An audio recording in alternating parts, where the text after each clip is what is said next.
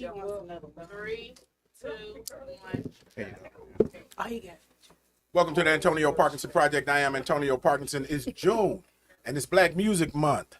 And this month we're talking about black music and everyone behind it, all of those that movers and shakers that make it happen. Today we're also talking about Kendrick Lamar's Juneteenth performance. Has radio lost its relevance? 5 ways to get uninvited from the cookout. And we got Johnny Walker in the building, Big Sue in the building. But coming up first is Mr. Whoop That Trick himself. Hey, get him. Hey. Hey, I appreciate these Whoop That Trick drinks. All right, but we'll be right back. I'm getting started. All right, we're getting started. I'm ready. Hey, we'll be right back. You're watching the Antonio Parkinson Project.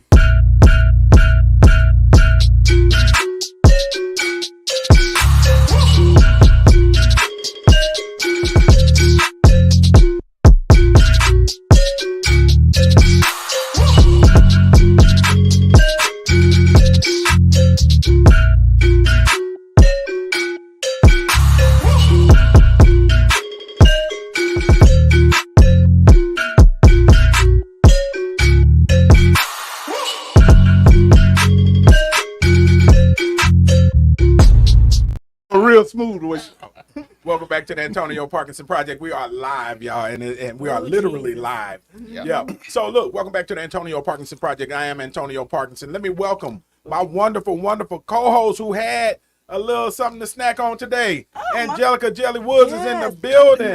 Thank you. I got a cough and it's making me a little drowsy, so sorry. I apologize in advance. Oh, okay. Last time I checked, you was asking Michelle for something sweet. And, Ooh, you was there anything petty. sweet to That's eat? not true, y'all. He would do anything for some footage. It's lies, you tell. Go ahead. This Kojak. piece will be clipped. Look, Cherry tried to hurry up the shift. Kojak. DJ Kojak, scratch it up for him 4 times.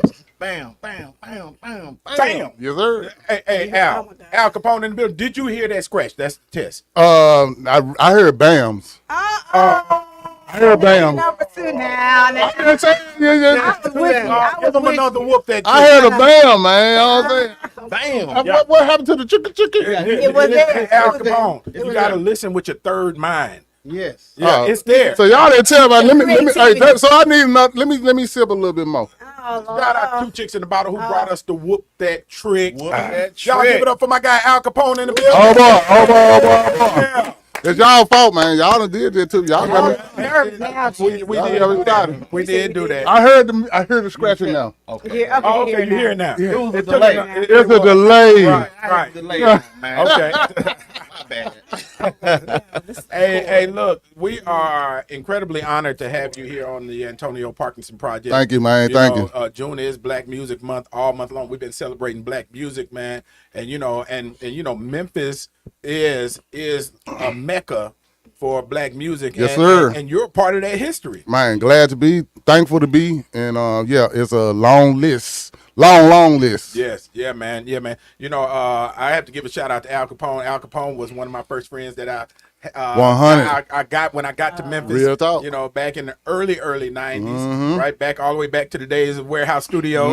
Yep, in there. Real cutting talk. up. Al Capone, Yep. SMK, Yep. and some of the others, man, and it's interesting too because honestly, real talk, I remember Al Capone being one of the biggest phenomenons of local artists to come out of music. Now let me show you what Al Capone, how innovative he was.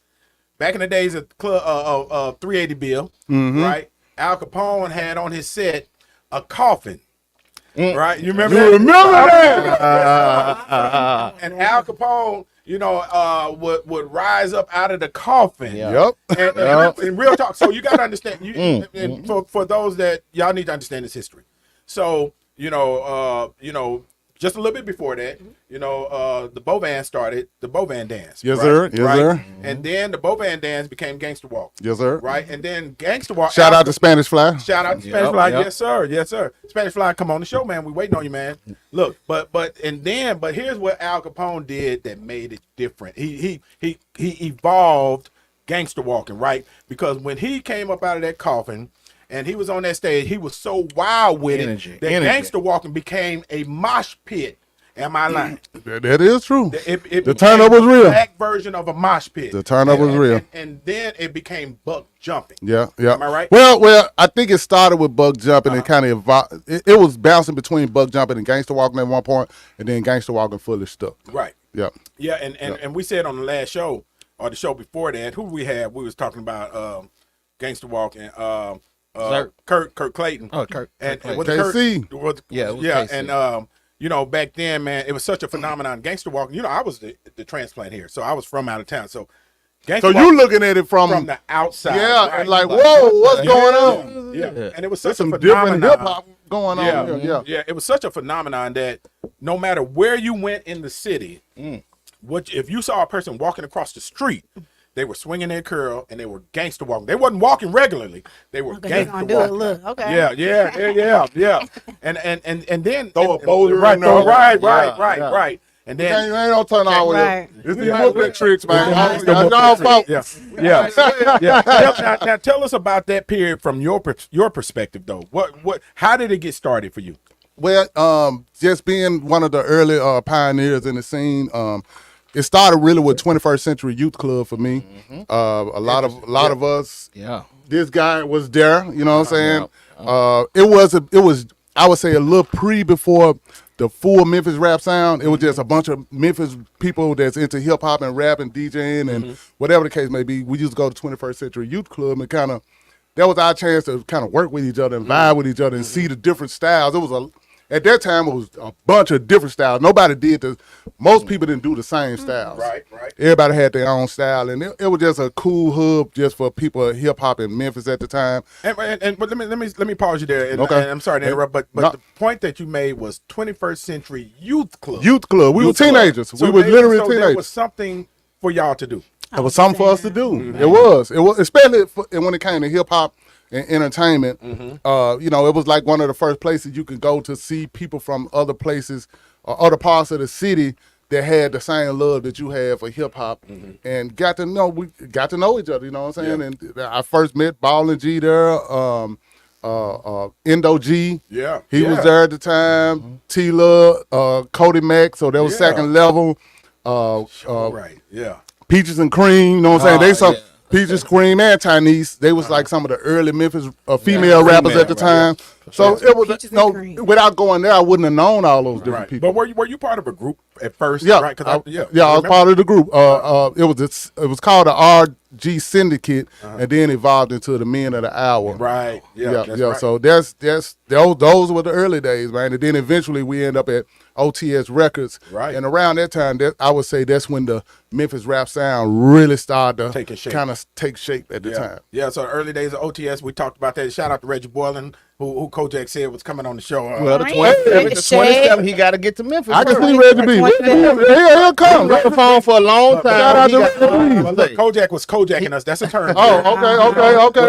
Where you ask a question, you don't really get an answer. You Okay. don't move anywhere. You just wait Like for hearing time. scratches if you don't hear it. There you go. Right. And you know, I remember them days, and we talked about this last show. You know, when OTS was going back then, Gangsta Pat was there. Slice. We looked up to Gangsta Right, Pat. Gangsta right. Pat was the He was main. the first one to put it on. You Right? hear me? Yeah, I'm the gangster. I remember when it dropped. Real talk. Right. And I remember Pretty Tony writing Get Buck at OTS. I was there when he was writing it. Right. Yeah. And that's a That's funny story. We 100, talked about that story. 100, Right. And Mac 100. Rod was there. Yes, sir. Yeah. Shout out to MC Rod, man. Mac Mac Rod. Rod. Yep, Mac Shout out Rod, to Mac yeah. Rod. Slice T. Slice Go T, ahead. yeah, Go ahead. Go the ahead. whole fam- And you know, and Marvin, of course, Slice's little brother. You know, Yes, sir. interestingly enough, you know, all of them, you know, it was such a tight family because from Slice also came, you know, Jazzy Faye and you know and Mohawk and Major and Oh man, come on, man, the Funkaholics. Funkaholics, right? Yes, yeah, sir.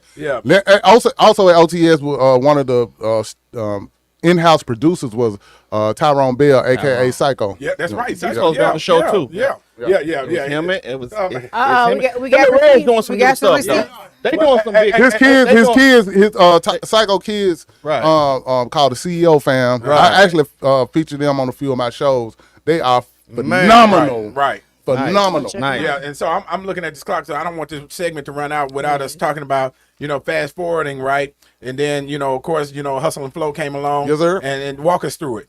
Oh man, just I hustled my way in, you know what I'm saying, right. and got a few songs on there, and one of those songs being "Whoop That Trick," and you know what I'm saying, it just everybody received it well in that film, and then years later, before I know it, it's an NBA chant at the Grizzlies game. Right, yeah, man. The people, you know what I'm saying, did that. I had nothing to do with it, but I am capitalizing every chance I can. I know that's right. But that's one of them things, one of them phenomenons about Memphis. There are things that if you ever come to Memphis or live in Memphis, that things that just cannot be replicated, right? Yeah. One was going down to Rayford's back when Man, I love before Rayford's. MTV came. I heard you. I heard you.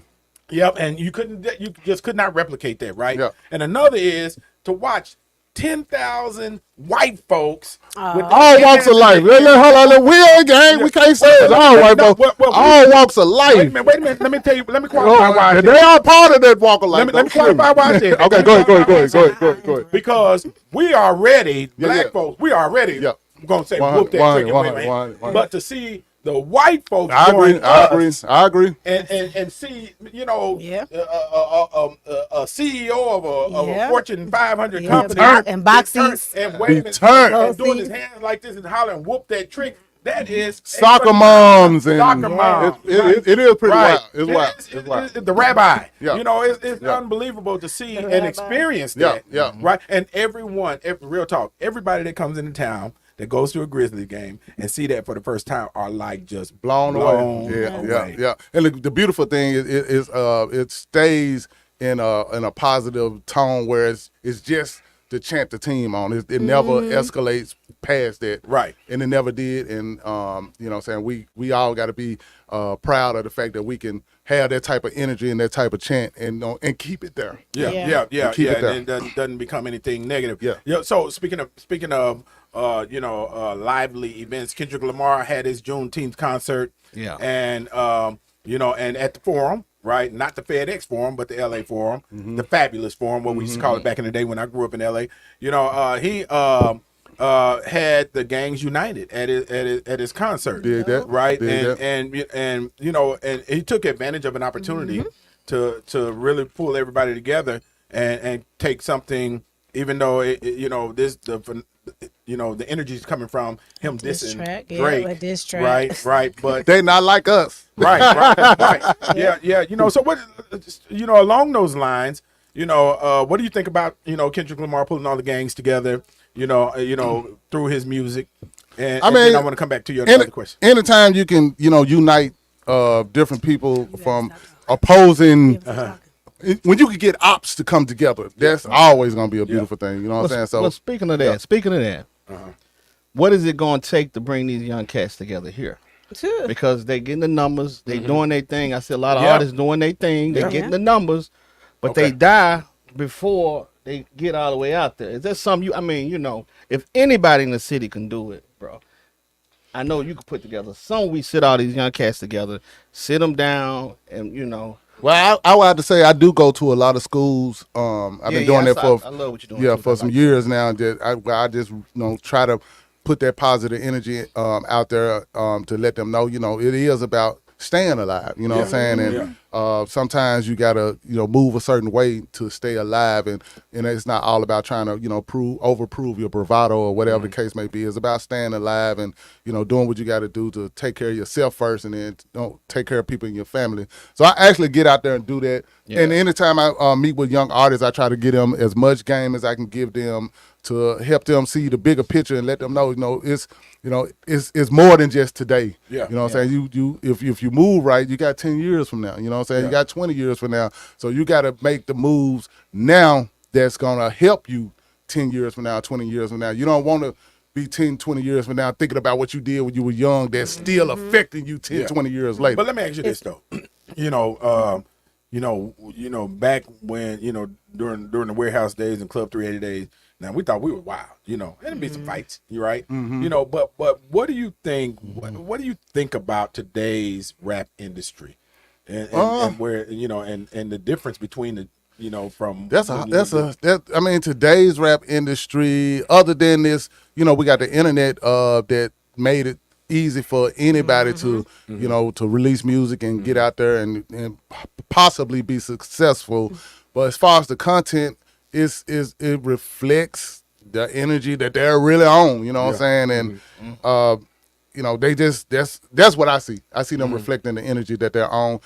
We were doing the same thing then, but it was, even though it was guns around, it wasn't the level of guns that I think the level of guns that's available is an epidemic, the same way crack was an epidemic for us in the 80s and 90s. It's the way that gun culture nowadays. Yeah, and it's the first thing they do instead of fighting. Back in the days, you at least fight. No, gun gonna be the first response. They can't take no L. Yeah. I'm sure. And it's automatic weapons. You know what I'm saying? Yeah. It's a different level of guns now that makes it easy to, like you said, not fight no more. It's just you up your gun. You know what I'm saying? And move that way. But there's also a fundamental difference too. We were during that time coming out of the crack epidemic, or actually peaking in the crack epidemic. But none of the rappers were on crack.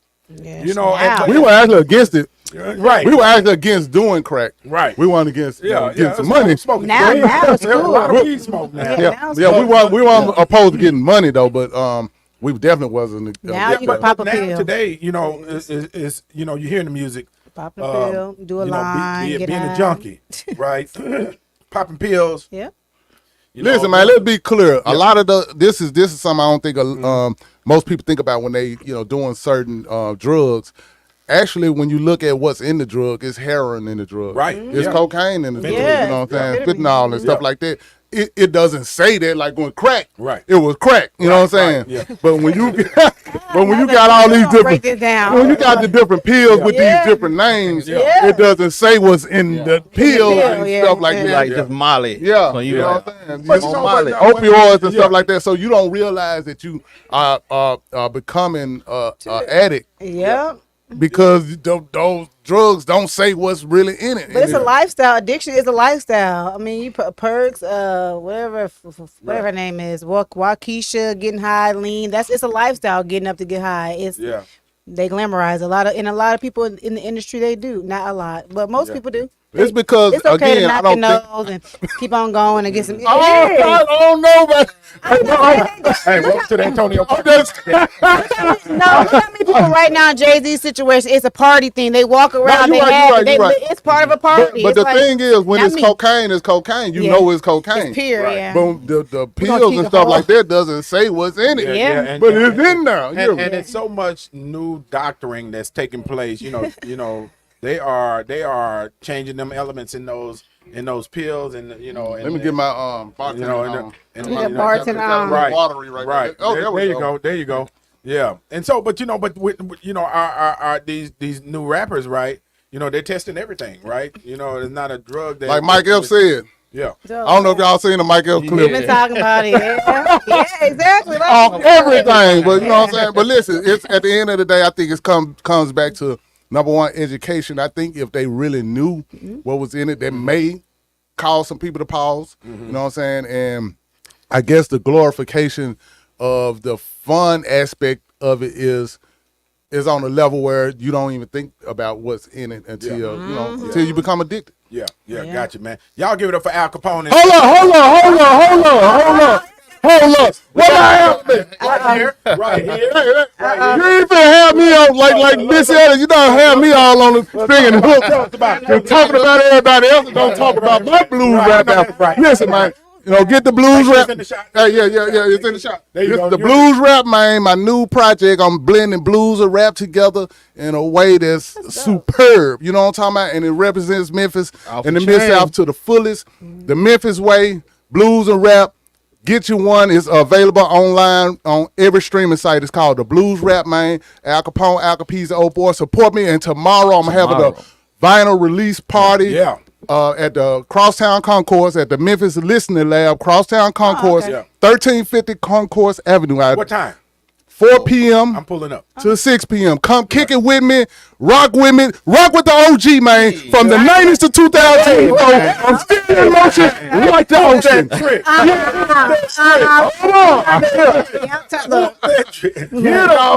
Y'all got me on my nerve. What's their Instagram real quick, or how they? Just go to akmemphis.com and you can get to all my stuff. That's my website, akmemphis.com.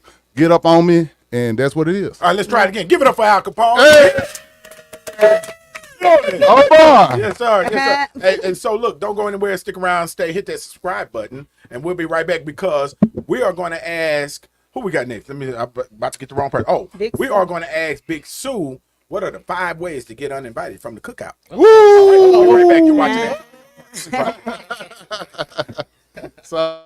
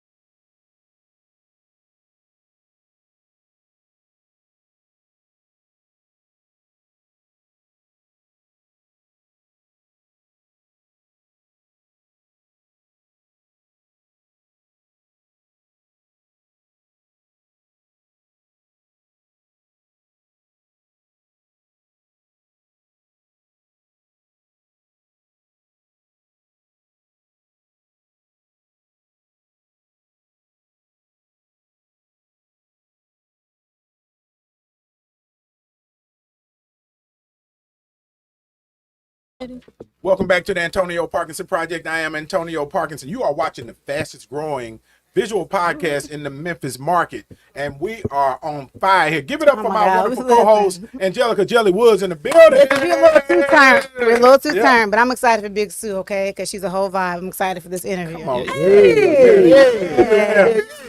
DJ Kojak in the building. Scratch it up for 4 times. Kojak. Bam, bam, bam. And one for Big Sue. Bam. Okay. Hey, Big Sue, did you hear that? I heard it. Scratch. That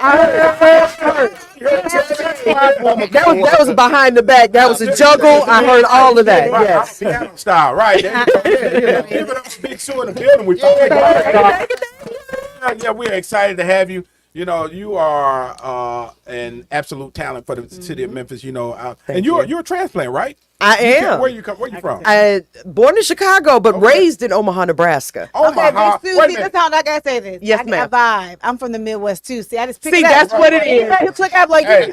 that's what it is. I'm from Iowa, so Show that's us what why. Fort Dodge. Okay, all right. But Not too far across the border. Yeah, I went to the University of Iowa. There you go. That's everybody. dig That that. connect. She's from the bottom. Let me tell you what's funny though. Omaha and Iowa are a lot like Memphis, West Memphis, like in Yeah. that tri-state area. So we used to go to Council Bluffs because the liquor stores were open an hour later. So That is hilarious. Also, we cannot leave out the fact that Omaha is the home of Big Head Rico. Come on now, Belly, baby. Come on Yeah. now. Look, I don't like that. That was the #1 hater scene ever shot. Yeah. That shit right there. I thought you were gonna say home of Gabrielle Union. I was about to say Right. that. Well, yes, the home of Gabrielle. Oh, But is no, that the home of she's Gabrielle from Union? she's from Omaha. Hey, when we bring Johnny Walker up, Johnny Walker is partially she's from responsible Nebraska. for me fumbling the ball with Gabrielle. We're not bringing Union. that story And up I'll no explain more. that later. Oh, I can't wait to hear that. For two I'll times, it's explain no that more. later. You get no more. Yeah, Johnny Walker had me in Palm Springs, and God. you know, she was they were doing their pool party. But we'll talk about that. Yeah, no, we're not. Right, let me look at it. No, we're Let me not. look at it. Yeah. Story a lot too. Right, man. Yeah, I fumbled the ball. With Gabrielle Union. I fumbled bad too. It was ugly. Okay. It was ugly. So Big Sue, you are, queen of the radio waves, right? And you senior vice president of programming at iHeartMedia. Yeah. I want to talk. I want to walk us through. Radio is a mother. Yes, right? it is. Walk us through from the beginnings to where you are now. The Look at beginning. it. Catch that. The beginning. Right, because 20 years, right? How many years? It's way over 20. How many years? wow. in radio?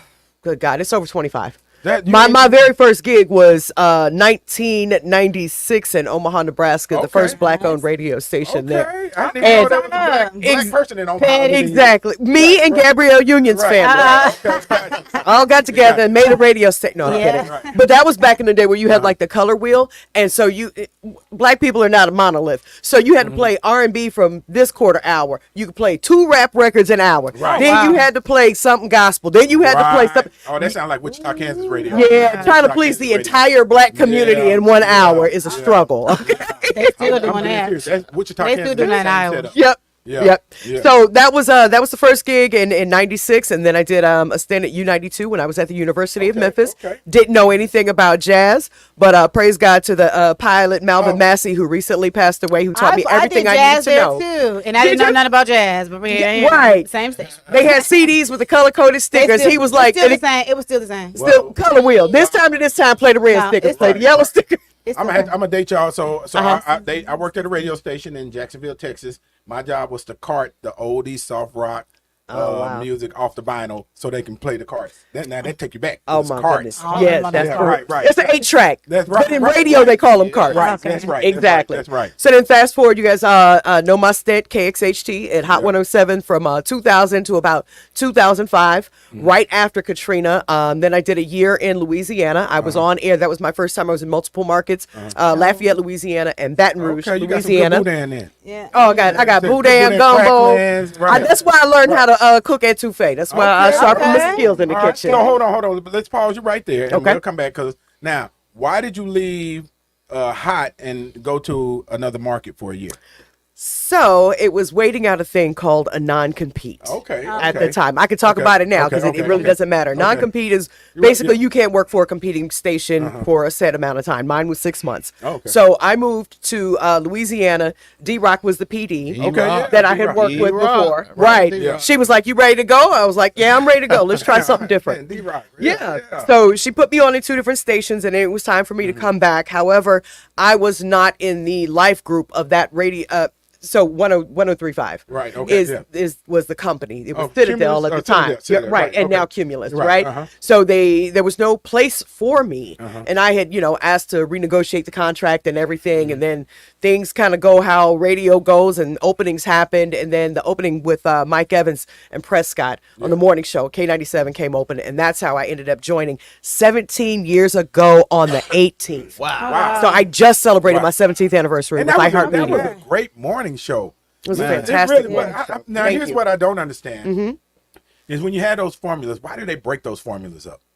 Because there was a lot of great chemistry on that show. There was a lot of great chemistry, but you also have to be really in tune with what's going on in the market and also where you are in your life. And of course, the Breakfast Club had already launched, and we are very fortunate with our cluster that we are able to graduate our talent. You know what I mean? So typically in radio, they wipe everybody out and just put a new show there and they don't say anything about it. And we were actually given the opportunity.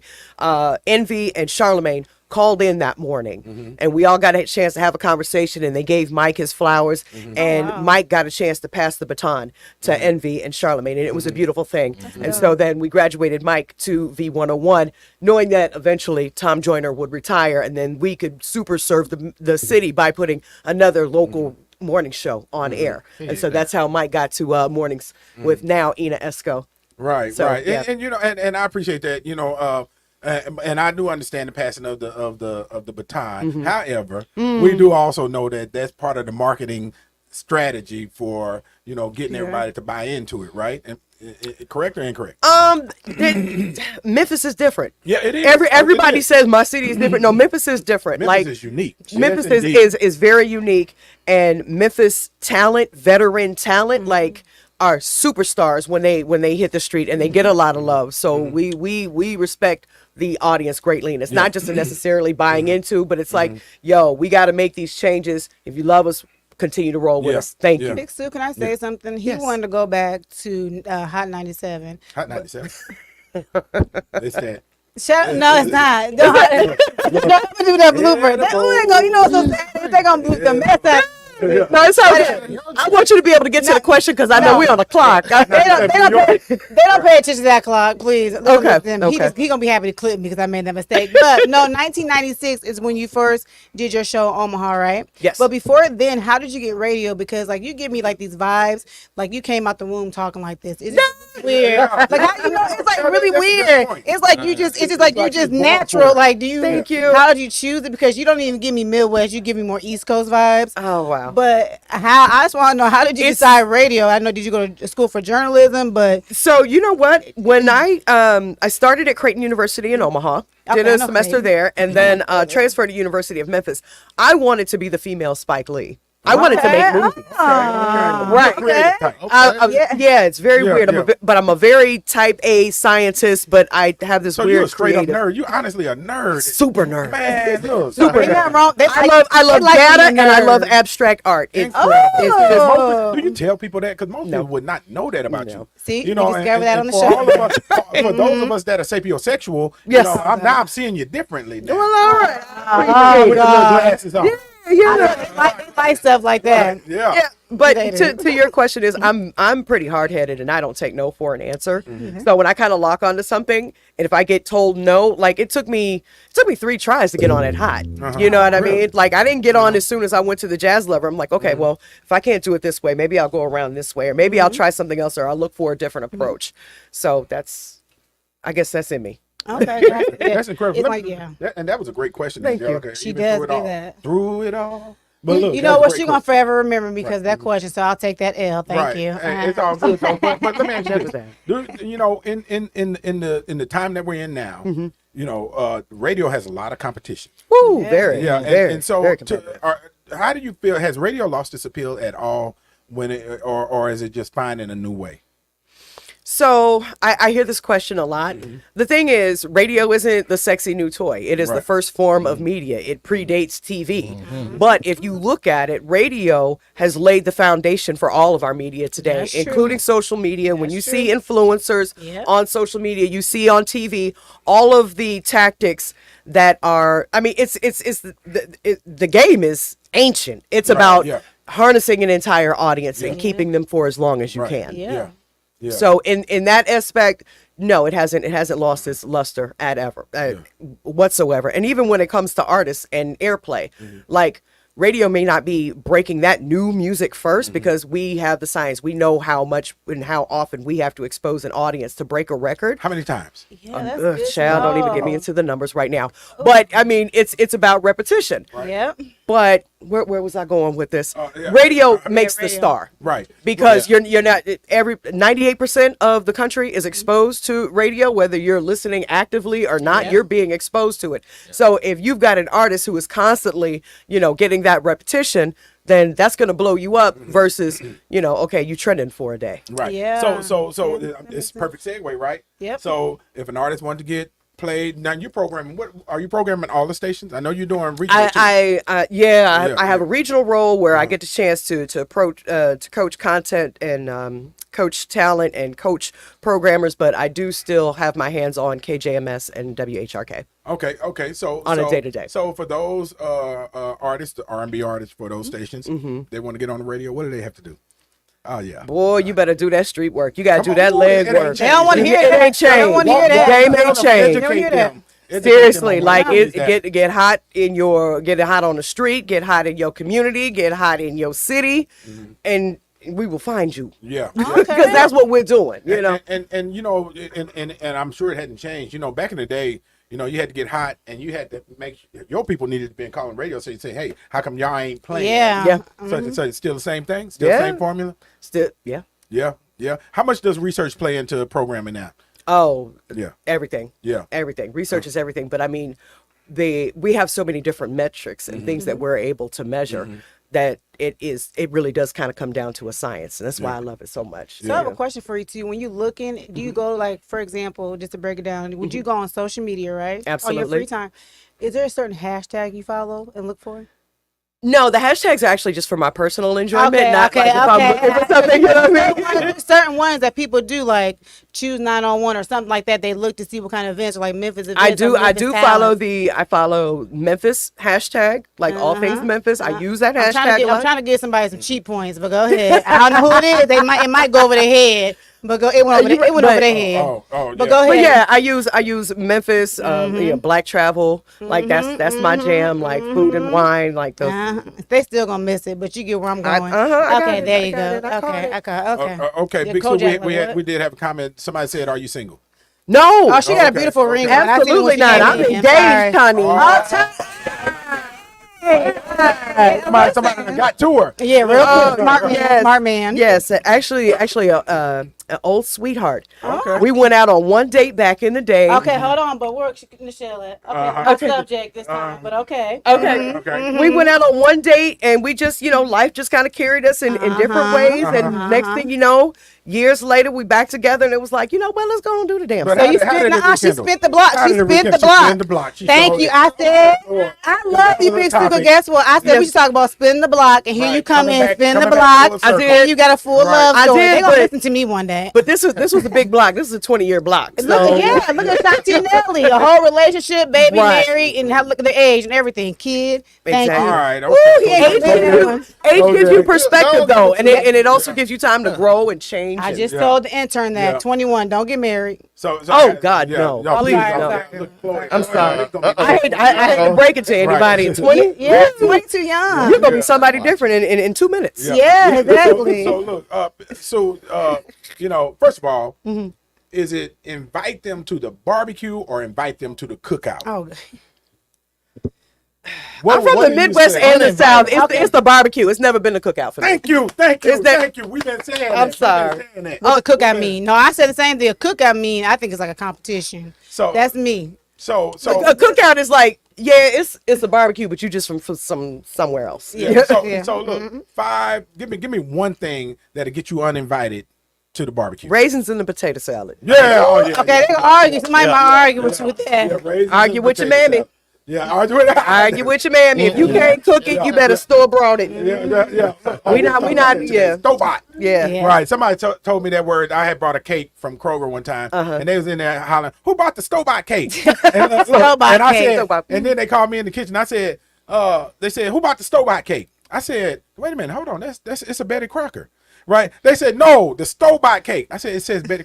No, the cake from the store. Store. I was like, oh, okay. Extra country. Yep. No, that's extra country. Yeah, Angelica. Give me one reason one thing that'll get you uninvited to the. You're barbecue. supposed to bring a certain thing, so it can be pops, or you bringing the I ground love that beef. you said pops. Okay, yes, the pop. If it's generic, or I know some people get mad about that, or you just bring just not enough. It's just like one case of pop, and you got 45 people at the barbecue. I mean, I'm meant for Big K.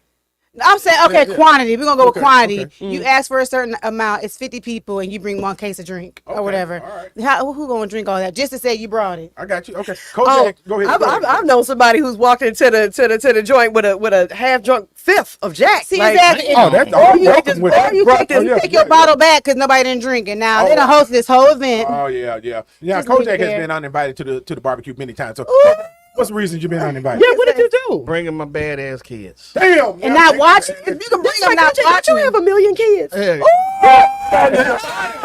And I got 2 million now. No, it's when you don't watch your bad kids. That's you want everybody else to watch them. No, watch your kids. You're the barbecue. You ain't watching your kids. Sean Lane, because them kids supposed to be playing with some other kids. Here's another one. You don't bring anything, but you pack up 5 to go. Oh, yeah. That'll get you uninvited. You're invited to the barbecue. Angelica, Yeah.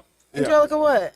Y'all too funny. how many sandwiches she got today? Right. I ain't gonna tell you. Well, she was hungry today. Okay. She had the munchies today. You can have Look, Right, back in the right. days, this is not me. Back in the days, my ex at the point. If you had somebody the beautiful people making the plates by the stove, they used to get in trouble. The aunt used to like hunt them down. Y'all get where I'm going? Yeah. She ain't got flabby arms. Don't need to be around the stuff. Okay. Yeah. No, but I'm saying they wouldn't even let the hair. They were scared to let the hair get. They would make them go inside and make their girlfriends plates if they was, the beautiful people. Oh, that's different. I know. I said y'all. Kojak, No.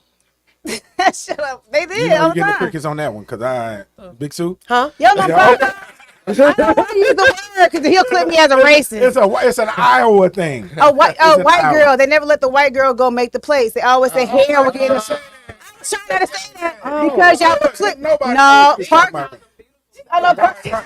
Because Parker's gonna clip me. She a racist. The white people can't make plays in the But barbecue. you Like, know what? I they mean, would make a that. cheap lace front will do the same Thank thing. you. So, It will. It will. But no, it used to be a thing at the barbecue. You cannot. Everybody understood. They would have to go in there and make the plate. I used to make the plates for them all the time. I'm so serious. It's not me. Wow. I'm done, Parkinson. Okay, well, I'm I done. ain't had a whole lot of. I know. I'm from Iowa. I'm sorry. For whatever reason, not because but I better leave that alone. Yeah, exactly. So, Big Sue, how can they get in touch with you?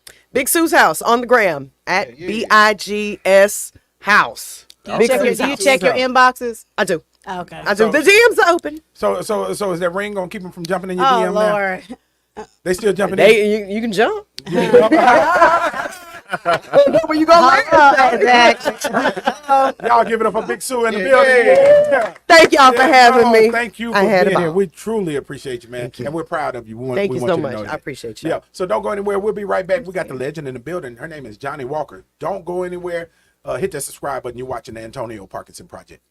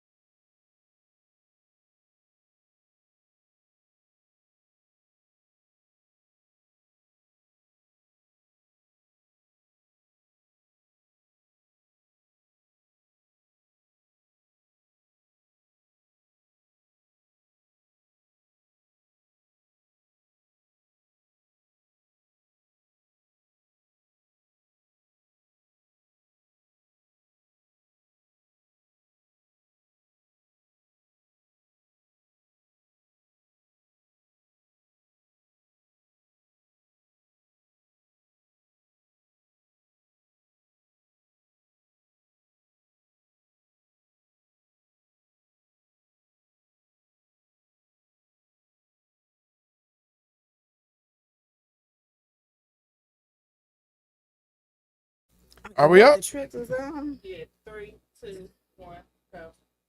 Welcome back to the Antonio Parkinson Project. I am Antonio Parkinson, and you're watching the fastest growing visual podcast in the Memphis market.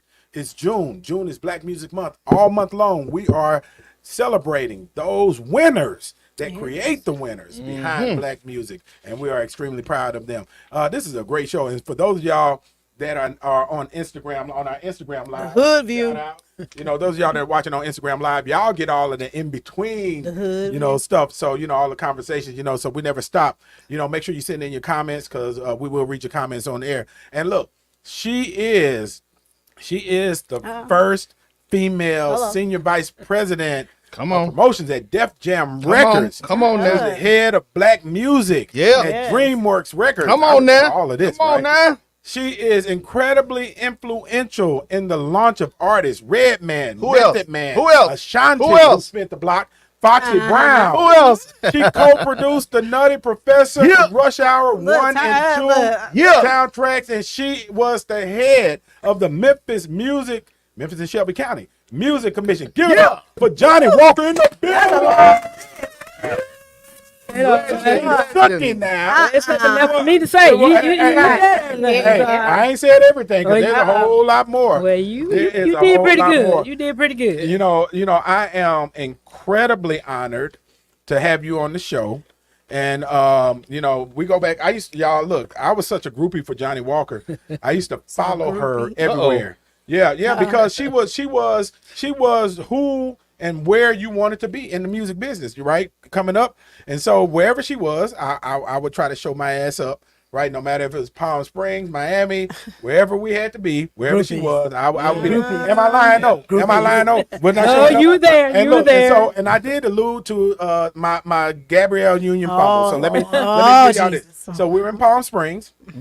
Def Jam was having a pool party and to launch was it Nutty Professor I soundtrack? have no I don't, or the brothers. Brothers, okay. Because it had Gabrielle Union and Morris Chestnut. What movie was that? Anybody know? Big Sue? You know, Gabrielle Union. I just said the brother. It was Gabrielle Union's first movie, one of her first movies. But anyway, we were all poolside. What did we have? The soundtrack? What's Montel that? Jordan was performing Yeah, it. So okay. what soundtrack was it? Golly, This is how we do it. It could have been any. Yeah, all right. So Any. So anyway, we're poolside, right? Gabrielle Union, she's sitting at the table right next to me, her and Morris Chestnut and whoever else was in the movie. And she gets up and goes to the bathroom. And I just happen to have to use the bathroom too. And so I go in there, go to the bathroom, go out, you know, and she's coming back, I'm coming back. And I actually hold her hand and I'm talking to her and said, how you doing? This, that, and other. And then I looked her in her face.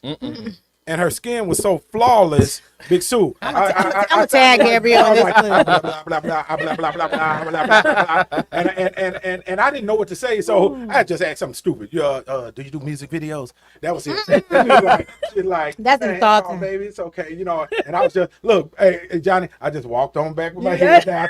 But she was so sweet and so Midwest. gorgeous, so beautiful, right? And but she did give me those 30 seconds, and she was very kind about it. Well, that's what a But I beautiful fumbled black the bag. woman will do for you. Yeah, You know. but I did fumble the bag. Well, did. you know. Yeah, I So did fumble the sad, bag. so sad. Yeah. And so Johnny, also, I do want to mention, we were at the then it was the Adams Mark Hotel, and you, I don't know if you remember this or not, and we were in the parking lot, Okay. and you were about to leave, and I said, hey, Johnny Walker, I said, you need to come back to Memphis. Oh, that should have been the day that I shot you. Right. And I said, because at the time I was on the Memphis and Shelby County Music Commission. I was on the Music Commission. I said, Johnny Walker, I do I remember want to bring that, you by back. the way. We need to bring you back to Memphis so you can run the Music Commission.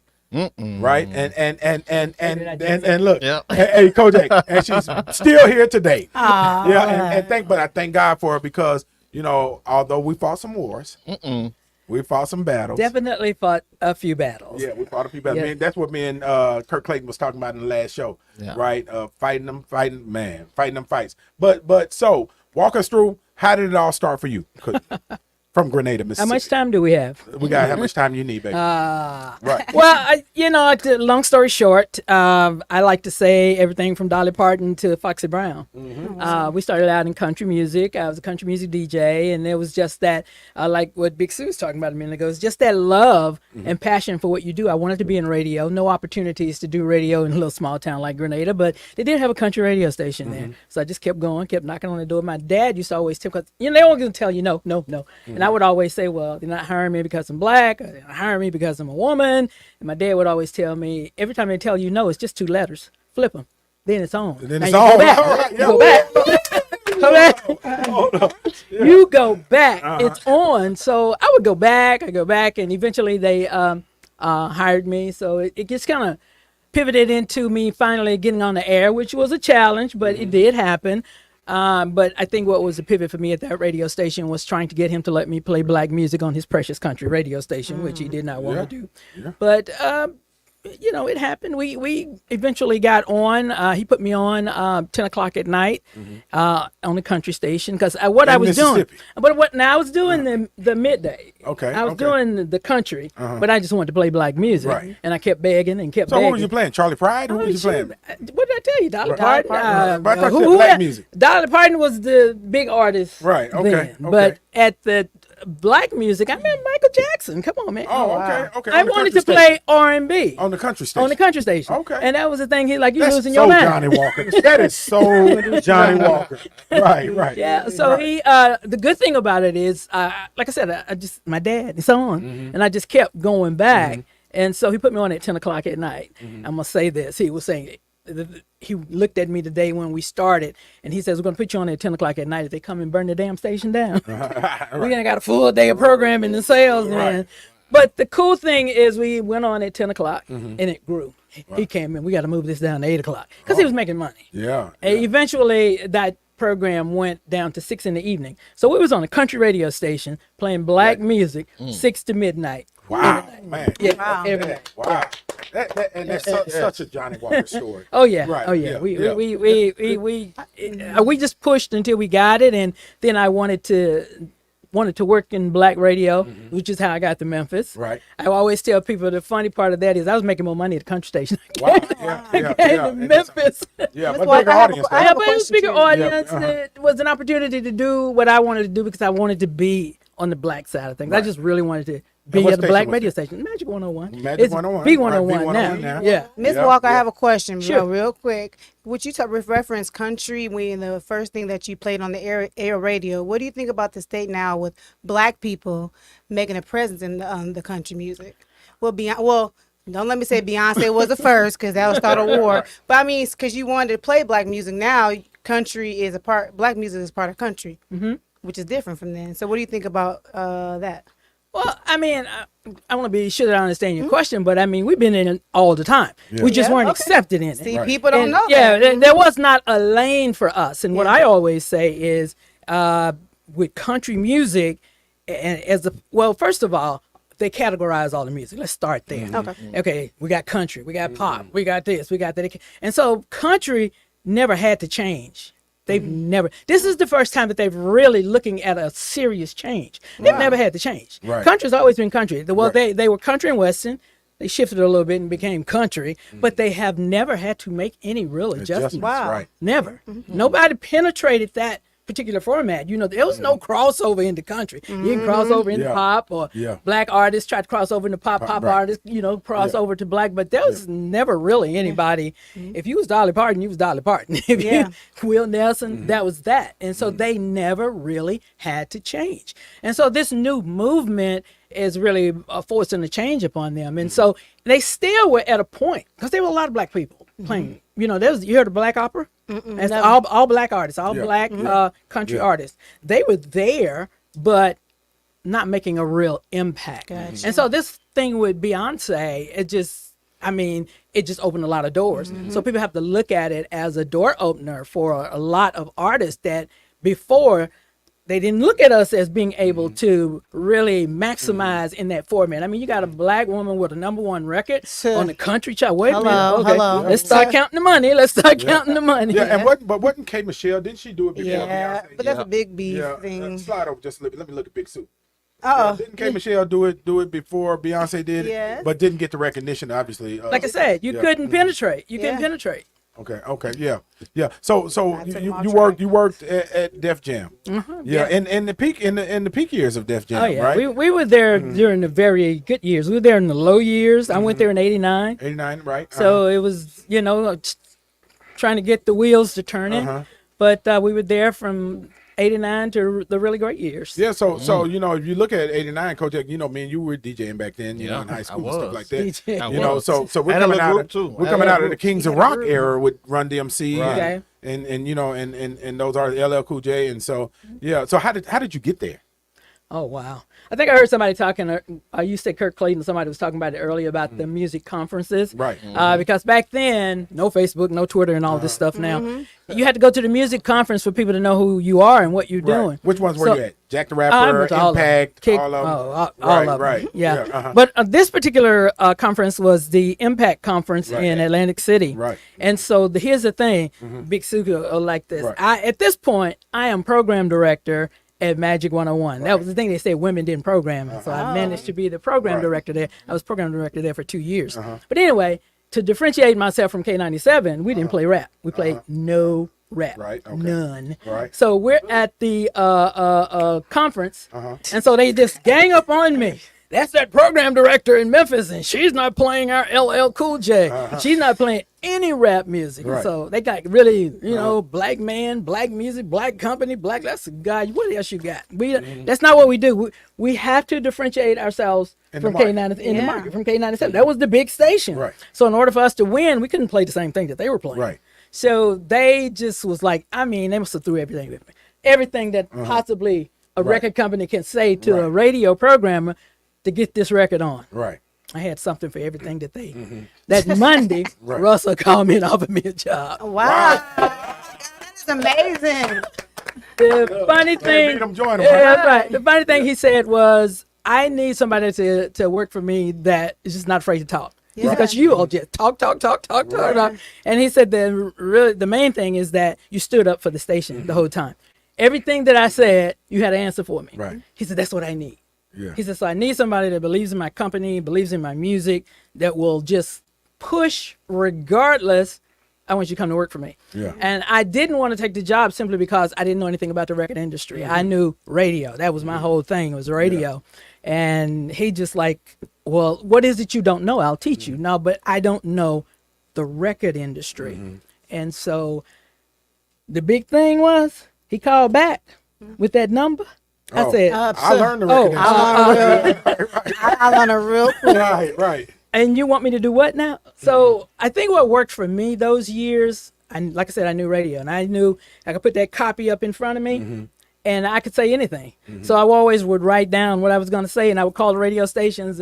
It's like I was reading copy, but it worked for me. Yeah. So it just, and I think the other thing was Def Jam was just at that time, I had access to Russell. You know what I mean? So if I had an idea, it wasn't like I just had an idea. I could actually get my idea to the person that could make it happen. And so I was always utilizing what I knew about radio. I said, so all you guys know is to call them and say, get the record on. Right. Yeah. Call them and say, play my record. Right. I knew radio strategy. Right. Yeah, that's I knew how to take the record and not so necessarily play my record. I used to have a saying that I would say, if I on my answering machine, I would say, call me back. Let me help you win. I would always, that was my lingo. Cold-blooded. Yeah, cold. Yeah. You want to win? Yeah, cold. You want to win? Hey, I had one time, we had a radio station. We had Jay-Z, and Jay-Z was doing a big concert or something like that for one of the stations. And so the other radio station was just like, oh, they're to strong arm me because you got Jay-Z over here and we didn't get Jay-Z. Right. So I bounced up in there. I'm like, okay, I got this. I gave them, not first class. I let them fly on Jay-Z's jet to the next show and had front row seats for the program director, the music director, the Nice, contest okay. winner. Wow. But they flew on Jay-Z's jet. Right. So the other station didn't have that. Right. So everybody was happy. So I'm like, Man. they used to call me the chief negotiator. Because, You are right, and is. Right. That is absolutely amazing. yeah, You know, it's a lot of things. Because the thing about Def Jam, it was never any one thing. We had LL Cool J was shooting Deep Blue Sea, and V103 wanted him to come do their Sister Circle. right. There's no way for him to do Sister Circle and stay on the set and everybody's happy. Oh, but there is a way. Of course, There's with Johnny a way. Walker. There's a way. Right. If I can What get a was the private way? jet, and pick him up from the set, fly him to Atlanta, he Right. does Sister Circle, Right. put him back on the jet. Right. He'll be on the set on time. He won't get fined. Everybody's happy. Of course, Right. private jet's a little expensive, but Right. I still win. Southeast. Yeah. V103 feeds into everybody in the South. So if I can get LL Cool J to V103, let him lick his lips, take a few pictures. It was them lips. Everybody's happy. And the only thing is to get him to say yes. And his thing was, I just need to be at a hotel where I can work out. So you send the limousine, pick him up. He's on the set, Deep Blue Sea, gets on the plane, comes to Atlanta, does V103. He takes the pictures, he smiles, he's Licks his happy, lips. licks his lips, sing a couple of songs, put him back in the car, back on the plane. He's not late on the set, and I am queen of the South. Southeast. Yeah. So Johnny, it's chess, not checkers, right? Huh? It's chess, right? That's right. Man. You gotta always have a strategy. You gotta always have a strategy. Yeah. Can I say something also too? When you're telling your story that led to your big break with Def Jams, you stuck. One of the things I noticed about your story was you stuck to your gut, no matter what. Yeah, you went matter what. hard for the company, but a lot of times when you're in leadership, things outside can be noises and it make you want to try to pivot or change, and you didn't do that, and you stuck to what you knew and listened to your first self.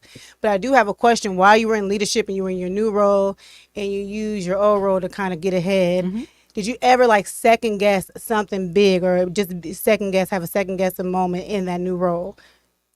Or well, was you there a know what? time where you had a second guess, like you feel like you didn't make the right decision? I second guessed, but I believed. Okay. And that's the difference. Okay. Because you'll second guess and say, I don't think this is going to work. I don't think this. But if you believe, and if you know you have done the work, you know you have put what you need to do to make this work, and and you got everybody standing here believing in you. See, I can convince you that we should be doing this, and I've done this. So I gotta. Hold on. But you said a lot of stuff. I mean, you said a lot of stuff. That's what I'm saying. Like, look, I can convince you. Right, look, that's what I'm saying. That's confidence. Right. So even though I might second guess, I was so strong in belief in what I was doing that I would never turn. I would never change. Even if it looked like shaky. Probably a really shaky, you probably don't know this song. There was a group we had, a group called Moke and Steph. The song was called He's Mine. They dropped it, threw it away, threw them away. I got the song out. I said, no, this is a hit record. And they was like, but you know, it's like just believe. If you believe, regardless of what they're saying, well, we're not even putting any money into this. It's really not about the money. It's about it's the hit record. But you got to believe. That's back to your gut, though. Hey. It's your gut. Your gut just been your gut been gutting. That's not anything. What's your gut? Let me ask you this. Now, we ain't even talk about the music industry. Okay. But I mean, you know. right. I mean, but you know, what about them times though, where you're a woman in the industry, right? In a male-dominated industry, and probably a male-dominated label, I would assume. You know, so how did you walk up against that? You know, the men, she don't know what she's talking about. You know, or no, we walk us through that, because I'm sure there were moments. I'm gonna be very brief because first of all, I was raised by a very strong black man in Mississippi, and he always taught me the way the package is presented determines how the package is accepted. Damn. So We're gonna walk off on that one. I gotta play this whole. Yeah. I gotta play this whole thing back. And get if this. I walk in there timid, if I walk in there, Hello. Yeah. if I walk in there like I don't know what I'm talking about, even if I didn't know what I was talking about, when I went in there, I made you think. Right. So Yeah. I never allowed anyone to call me by my name. I am Miss Walker. You don't know me like that. You don't have that earned familiarity. Yes, right. You don't know me like that. You don't. You haven't earned the right to call me Johnny. My name is Miss Walker, and I would the way that I made it catch on when people would say something to me, because you're not talking to me. Right. My name is Miss Walker, so it stuck. Yeah, Everybody's demand calling their me, Miss Walker. So it was just things that I did that carved out the place for me because I knew where I was. Then a lot of people had already told me, oh gosh, are you going to this company? You're ruining your career. You need to stay in radio. Golly, it's all men there. They're going to do this. They're going to do that. No, my dad taught me. Okay. My dad taught me. We're down to 30 seconds. Real quick, plug NABFM. Tell them what about quickly, NABFM. NABFM. Yeah. NABFM is the national. Well, Al Capone's gonna talk about all this other stuff. You know, talk about my stuff. NABFM. Real quick, NABFM is the National Association of Black Female Executives in Music and Entertainment. It's a nonprofit networking empowerment resource base for women who are pursuing careers in music and entertainment. We teach, we try to teach, we try to share, we try to empower, we try to inspire. I say try because sometimes people don't listen, but that is what we do. And we're in 20 markets around the U.S., 2 outside the U.S., Lagos, Nigeria, and Toronto, Canada. And the arm of that with music, I'm looking at this board here, is Women Who Jam. Women Who Jam. That's right. Women Who Jam is all female. It's a radio show, 1 hour, and we send it out to 30 stations. All right. Wow. So these are just something that I'm passionate about. Yeah. I'm passionate about empowering women. I'm passionate about teaching women. I'm passionate about teaching you what I know so you can grow. That's so you're going to be awesome. next. Yeah. You know, you take that seat. And I think that's something that is missing, that if we don't empower those younger people that's coming up, then part of it is our fault if our children or people that look like us don't get those jobs because we didn't prepare them. Yeah. That's awesome. Man, y'all give it up for Johnny Walker. Come on now. Yeah. I'm telling you, man. Look. I just, want to personally thank you, because you've had an impact on my life.